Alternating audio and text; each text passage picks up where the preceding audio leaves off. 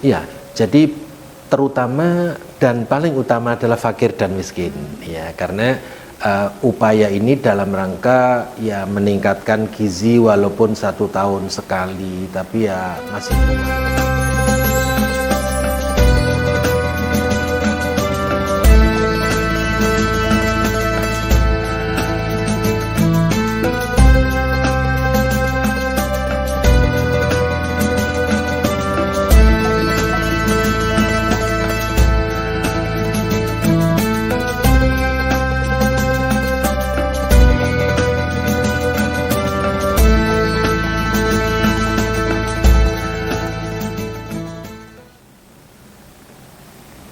Assalamualaikum warahmatullahi wabarakatuh. Waalaikumsalam warahmatullahi wabarakatuh. Halo Sobat Basis yang dirahmati Allah. Selamat siang. Alhamdulillah kita berjumpa lagi pada Basis UB Podcast kali ini. Sebelumnya, perkenalkan saya Fadilatul Ramadan selaku moderator akan menemani pada program kita kali ini. Pada kesempatan kali ini, tentunya Basis Podcast UB menghadirkan narasumber yang sangat luar biasa. Di sini sudah ada Bapak Dr. Andes Husnul Fatoni, MAG, di mana beliau selaku Ketua PPA Universitas Brawijaya. Langsung saja teman-teman, mari kita sapa beliau. Assalamualaikum Bapak. Waalaikumsalam warahmatullahi wabarakatuh. Bagaimana kabarnya? Alhamdulillah sehat, lancar.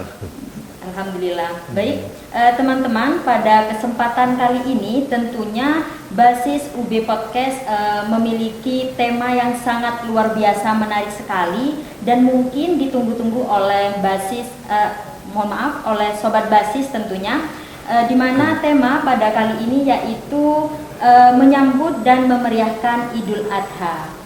Nah, di mana ketika kita membicarakan kata Idul Adha, di sana pasti kita langsung connect tentang kurban, Bapak ya. Ya. Jadi mungkin di luar sana masih banyak yang mendefinisikan kurban itu hanya sebatas penyerahan hewan kurban, atau setelah itu proses penyembelihan hewan kurban, dan bahkan pada proses terakhirnya itu penyaluran hewan kurban.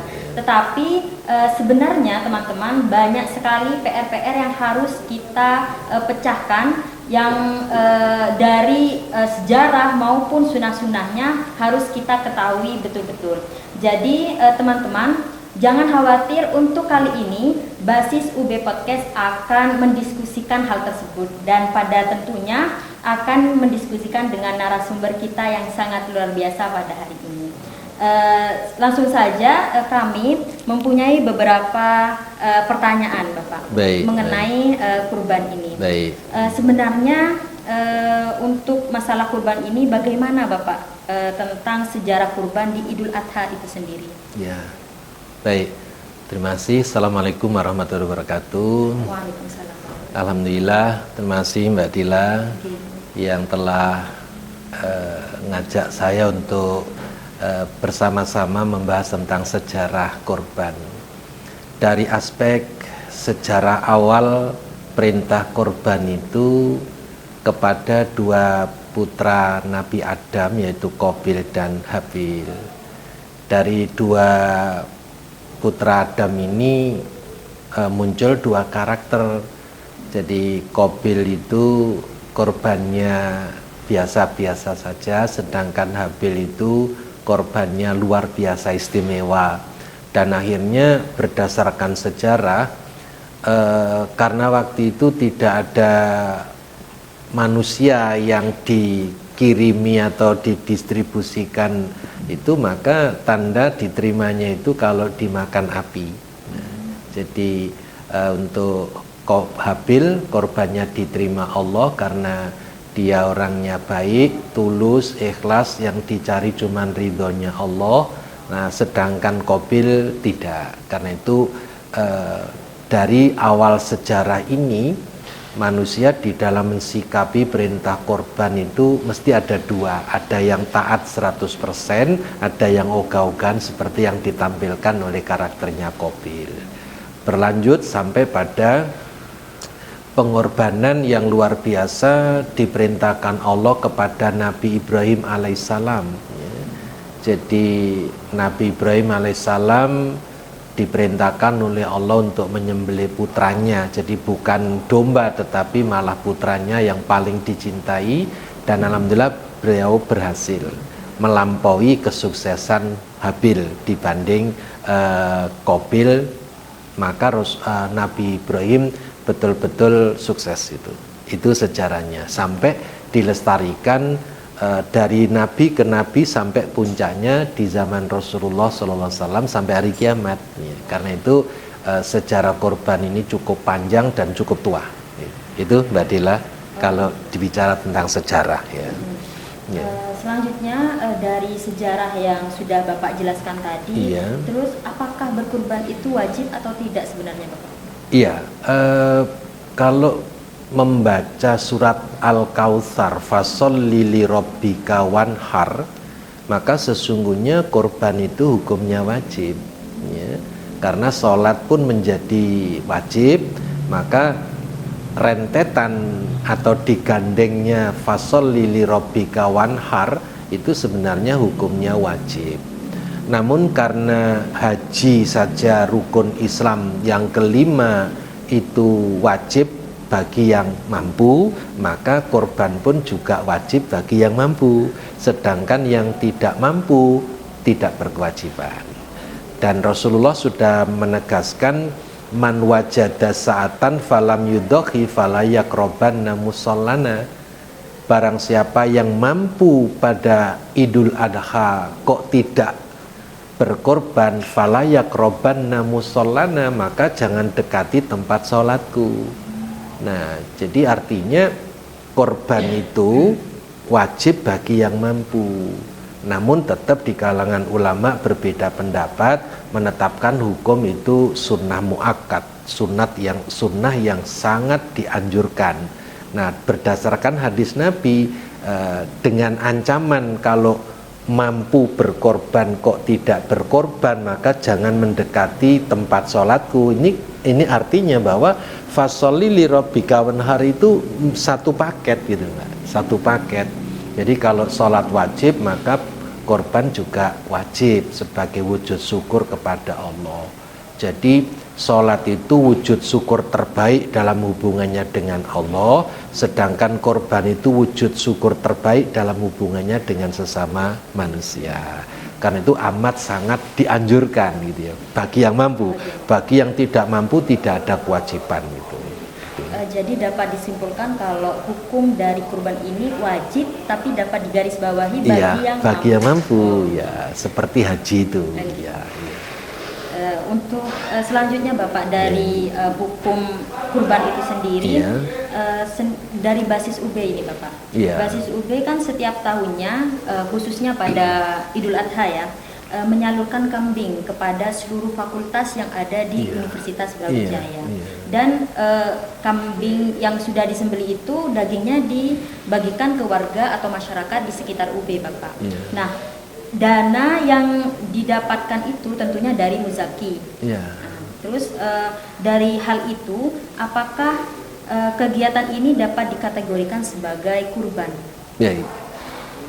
Makasih Mbak Dila. Jadi ini menarik untuk dibahas lebih dalam karena harus melibatkan dasar-dasar kaidah fikih maupun usul fikih. Jadi begini, dana zakat yang dihimpun oleh amil atau oleh basis kalau di UB ini, nah itu keperuntukannya untuk 8 asnaf gitu ya, yang sudah kita ketahui bersama. Nah, distribusi kepada 8 asnaf itu bisa berupa apa saja, bisa berupa barang, bisa berupa uang, bisa berupa pembiayaan untuk SPP, UKT segala macam. Nah, salah satunya bisa diwujudkan dengan domba itu, dengan kurban. Tetapi begini, sebenarnya pengalihan dari zakat menjadi korban itu sebenarnya kurang begitu tepat ya. Karena korban itu syariat tersendiri, sedangkan zakat itu syariat tersendiri. Jadi berbeda. Jadi zakat itu kewajiban orang yang harus mengeluarkan yang bukan haknya untuk kemudian diserahkan kepada yang berhak. Nah, kemudian dan itu 8 asnaf. Sedangkan korban itu kewajiban individu yang di luar zakat, gitu ya, di luar zakat. Ya. Karena itu tidak bisa dimanipulasi zakat kemudian dikeluarkan dalam bentuk korban, tidak bisa. Jadi korban sendiri, korban itu kewajiban di luar zakat. Nah, distribusinya lebih luas daripada 8 asnaf yang menjadi sasarannya atau menjadi mustahiknya ya, mustahik zakat beda. Jadi korban itu bisa dibagi sepertiga untuk fakir miskin, sepertiga untuk tetangga, dan sepertiga untuk yang berkorban sendiri. Jadi distribusinya beda dengan zakat yang sasarannya kepada 8 asnaf gitu ya. Berarti lebih cangkup meluas ya? Lebih luas, ya. Lebih fleksibel korban ya, ya itu. Jadi untuk pertanyaan tadi yang masalah basis UB iya. itu termasuk zakat? Iya, jadi termasuk zakat saja karena memang perolehannya dari zakat maka distribusinya ya dihukumi zakat gitu ya. Sedangkan nanti kalau basis juga mengembang untuk menghimpun korban-korban dari mana-mana, nah itu yang diserahkan sebagai bentuk korban gitu. Ya, saya kira tidak tertutup kemungkinan nanti barangkali kita bisa mengembang untuk menghimpun korban pada musim-musim tertentu, ya termasuk bisa saja berinovasi. Siapa yang mau patungan, jadi mau iuran nabung ya. Jadi seperti di masjid-masjid itu banyak takmir yang menyelenggarakan tabungan korban setiap bulan 100.000 gitu ya. Nanti genap 1 tahun kan lumayan itu, sudah bisa 1 ekor kambing dan ada patungan sapi. Jadi setiap ya iuran seperti BPJS gitu ya, iuran, tapi niatnya itu untuk korban. Nah, basis juga bisa membuka inovasi seperti itu, sehingga nanti perolehannya basis tidak hanya menyebarkan zakat tetapi juga menyebarkan korban. Nah, gitu. Semoga bisa dikembangkan amin. oleh basis UB. Amin. Ini inovasi yang harus kita kembangkan memang ya. Ini melainkan dari basis UB sendiri, Bapak kan sekarang sudah generasi milenial, mahasiswa tentunya mereka itu saling berinovasi. Kebanyakan sekarang itu mahasiswa melakukan iuran-iuran untuk bisa melakukan kurban. Kadang contohnya kalau misalkan kita ingin berkurban 1 ekor sapi, tapi itu hasil patungan dari 7 orang.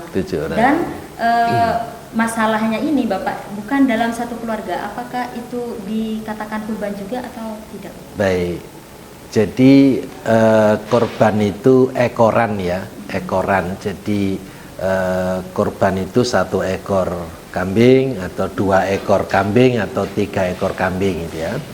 Dan kalau ada penggabungan 7 orang masing-masing 1 ekor kambing dijadikan sapi, itu lebih afdol karena pengelolaannya jauh lebih luas ya, dan distribusinya juga lebih luas gitu ya. Nah, tidak masalah 1 kambing kali 7 menjadi 1 sapi. Bahkan 1 ekor kambing bagi seorang mahasiswa diniatkan untuk korban 1 keluarga itu diperbolehkan. Karena Rasulullah SAW itu pernah nyetorkan beberapa ekor kambing, kemudian ditanya oleh yang nerima ini korbannya siapa Rasulullah? Beliau menjawab, ini korbanku, korban keluargaku, dan korban untuk umatku. Nah, pada suatu ketika Rasulullah berkorban 1 ekor kambing. Ditanya pula, ini korban siapa Rasulullah? Ini korbanku, korban keluargaku, dan korban untuk umatku. Jadi fleksibel sekali Mbak Dila gitu ya. Nah, itu sebenarnya. Karena itu mahasiswa boleh saja berkorban dalam bentuk patungan, yang penting ekoran gitu ya. Nah, yang terjadi di sekolah-sekolah itu kan ada latihan korban. Jadi misalnya lomba kelas Jadi kelas 1, 2, 3 sampai 6 SD misalnya, ayo rame-rame nyemplungkan kotak amal untuk korban. Nah, pekan ini ada pialanya, pekan ini siapa yang dapat banyak itu mendapat piala bergilir. Nah, besok ternyata kelas 2 yang dapat patungan menghimpun dana korban banyak, pindah ke itu. Jadi ada motivasi yang luar biasa. Tapi itu tetap latihan, belum korban. Jadi korban itu bukan kiloan tetapi ekoran gitu. Sungguh pun saking semangatnya Ibnu Abbas itu ketika Idul Adha tiba, beliau tidak mempunyai uang untuk seharga kambing. Beliau seadanya uang berangkat ke pasar, beli beberapa kilo terus dibagi-bagikan, saking semangatnya untuk berkorban. Itu kan yang semangatnya yang kita tangkap, bukan syariatnya ya. Kalau syariatnya sih ekoran gitu Mbak ya. Tapi semangat yang kita kagumi itu luar biasa tuh. Itu Mbak Dila. Ya. Itu sangat membantu informasi kepada mahasiswa ya Bapak. Iya. Ini selanjutnya Bapak, kan tadi Bapak sudah menjelaskan tentang siapa saja yang berhak menerima daging kurban. Nah, kalau kurban ini kan lebih fleksibel atau lebih luas? Lebih luas. Nah, itu siapa saja yang sebenarnya berhak menerima daging kurban Bapak dalam konteks fleksibel itu? Iya, jadi terutama dan paling utama adalah fakir dan miskin ya, karena upaya ini dalam rangka ya meningkatkan gizi walaupun 1 tahun sekali, tapi ya masih lumayan lah. Syukur-syukur kalau awal kita peduli dengan peningkatan gizi itu dilanjutkan dengan peningkatan dalam bentuk lain, tidak harus menunggu saat Idul Adha tiba. Jadi ini sebenarnya pancingan saja dalam syariat Islam, kepedulian tentang peningkatan gizi fakir miskin itu hendaknya terus dilanjutkan dalam bentuk lain. Ya nantinya tidak hanya dalam bentuk kambing, dalam bentuk daging, tapi dalam bentuk yang lain yang dibutuhkan oleh fakir dan miskin. Ya, jadi ini pancingan ini metode inquiry yang dilakukan oleh syariat Islam dalam rangka apa? Memacu semangat untuk peduli, untuk care dengan orang-orang yang tidak mampu. Selanjutnya, selain untuk fakir miskin, ya untuk yang berkorban sendiri punya hak itu sepertiga. Ya, jadi boleh yang berkorban itu menikmati korbannya. Sepertiga lagi boleh saja untuk tetangga dekat. Karena apa? Tetangga dekat itu saudara yang paling dekat dengan kita.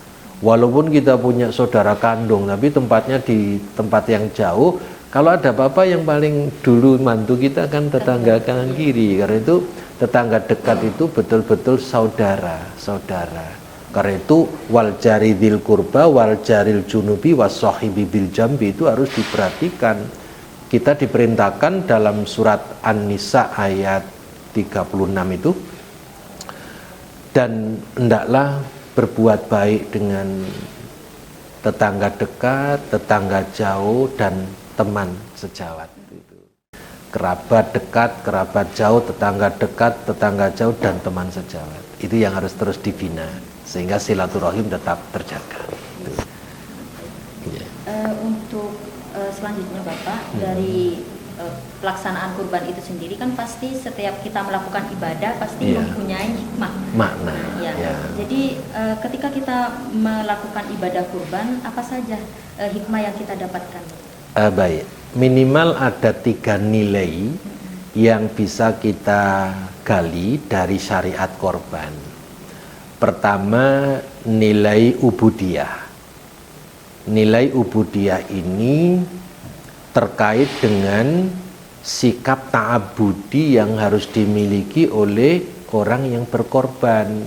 Sikap ta'abudi itu kepatuhan total, kepatuhan utuh, seperti kepatuhan Nabi Ibrahim di dalam melaksanakan perintah mengorbankan putranya. Itu totalitas, itu namanya ta'abudi ya. Nah, sahabat basis perlu dicatat ya, bahwa ta'abudi itu baru muncul karena kalau modalnya itu takwa. Tanpa berbekal takwa nggak mungkin orang bisa bersikap ta'abudi. Nah, disinilah uniknya 2 ibadah yang diperintahkan berbekal takwa itu hanya haji sama korban. Dan dua-duanya di bulan Zulhijjah, waktunya berhimpitan. 9 Zulhijjah wukuf di Arafah, 10 Zulhijjah menunaikan syariat korban. Dua-duanya berbekal takwa. Nanti tolong dilacak. Allah memerintahkan berhaji itu watazawwadu fa inna khairaz zadi taqwa wattaquni ya ulil albab, dan berbekallah, sesungguhnya sebaik-baik bekal adalah takwa, maka bertakwalah kepadaku wahai orang-orang yang berakal. Al-Baqarah 197. Perintah berbekal takwa ini untuk haji. Mengapa? Karena haji itu ibadah yang bersifat ta'abudi, kepatuhan total, kepatuhan mutlak, nggak boleh tawar. Kalau di mikot harus melakukan apa, ya harus dilakukan. Tawaf 7 putaran ya harus dilakukan, nggak boleh nawar cuma 6 atau 5 karena saya capek, nggak bisa. Suruh pakai pakaian ihram ya pakai, nggak boleh nawar.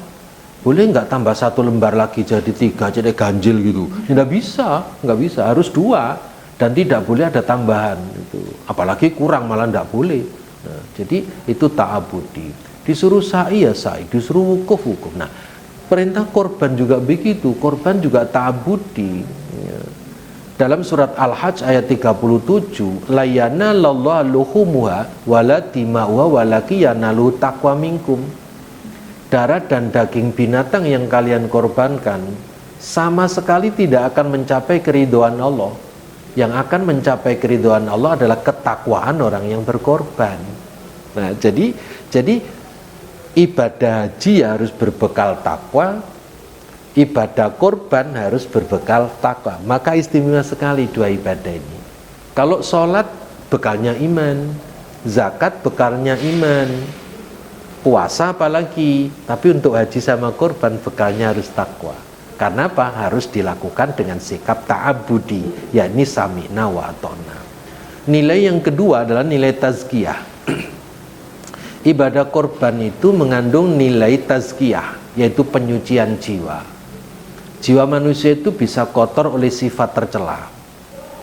Menurut Imam Ghazali dalam kitabnya Bimbingan Mencapai Tingkatan Mukmin, sifat tercela manusia itu ada yang namanya sifat syaitonia, sifat setan. Ada sifat bahimiyah, sifat kebinatangan, dan ada sifat sabuiyah, sifat sadis dan kejam. Kalau sifat ini dominan, manusia itu casingnya saja sebagai manusia, tapi hakikatnya bukan manusia. Maka melalui syariat korban ditazkiyai, disucikan agar sifat-sifat sadis, kejam, kebinatangan itu bisa disirnakan. Karena itu orang yang berkorban harus membangun tekad, tidak sekedar menyerahkan korbannya kepada panitia kemudian selesai, tetapi harus ada tekad, saya harus menumpahkan sifat kebinatangan saya yang disimbolkan dengan syariat korban. Itu tazkiyah. Nah, kemudian tazkiyah juga amrodul qulub, penyakit-penyakit hati. Manusia itu kan banyak virus-virus hati itu ya. Ada kebencian, rasa permusuhan, ada suudzon, ada dengki, ada dendam, ada sombong, ada munafik. Itu virus-virus hati yang menjadi amrodul qulub. Nah, itu lewat korban juga harus disucikan. Yang ketiga adalah nilai tarbiyah. Nilai tarbiyah itu artinya nilai pendidikan. Jadi orang hidup itu dididik lewat syariat korban. Untuk apa? Hidup ini harus senang berkorban untuk orang lain.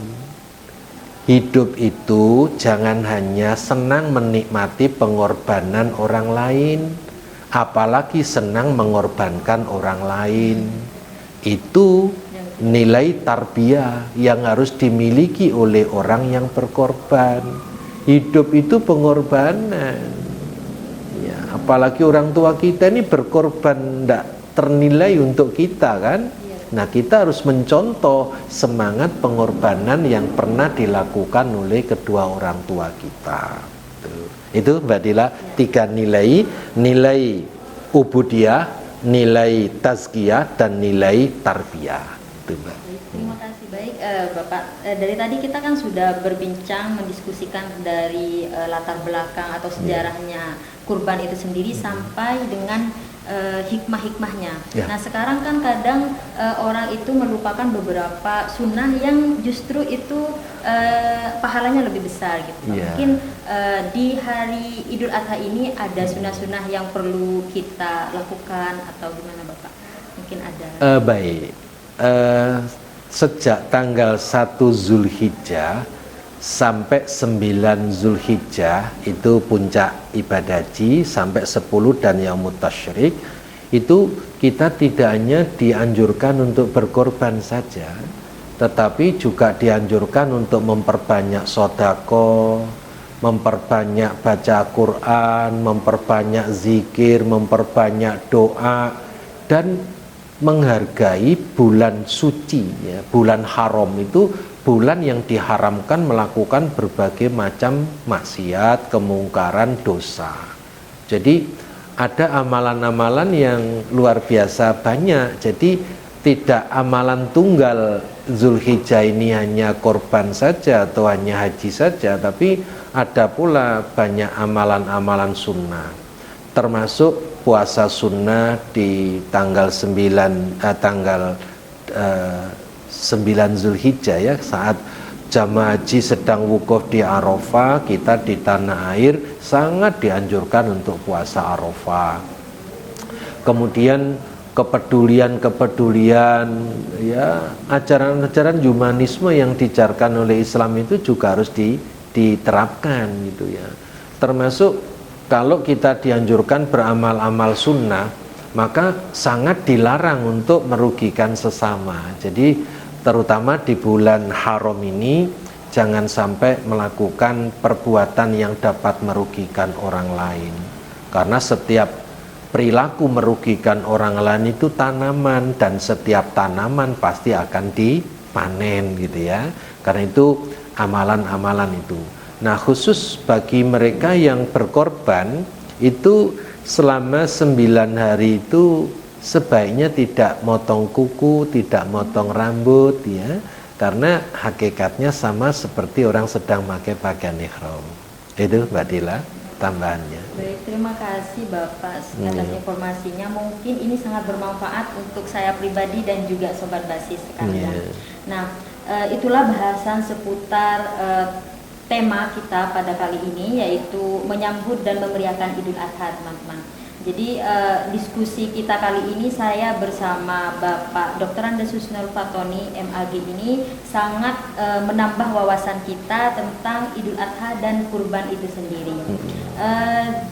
Jadi untuk teman-teman semuanya, sahabat Basis, jangan lupa untuk tetap follow akun media sosial kami, karena kami aktif di media sosial Instagram. Kalian tinggal add kami di Basis UB, serta kami juga aktif di media sosial Facebook, di mana namanya Basis Universitas Brawijaya. Serta jangan lupa subscribe, follow, and share YouTube kami, yaitu YouTube Basis Universitas Brawijaya.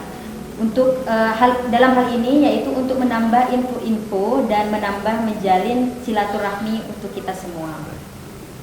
Kami dari saya pribadi, saya Fadilatur Ramadan sebagai moderator, dan terima kasih sebelumnya kepada Bapak Husnul Fatoni yang telah menjadi narasumber kita, yang membagikan informasi, wawasan, ilmunya kepada kita semua. Semoga bermanfaat ya Bapak. Amin. Terima kasih.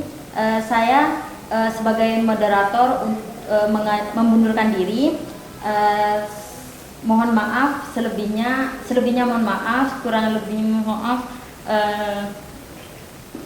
Wabillahi taufiq wal hidayah. Wassalamualaikum warahmatullahi wabarakatuh. Waalaikumsalam warahmatullahi wabarakatuh.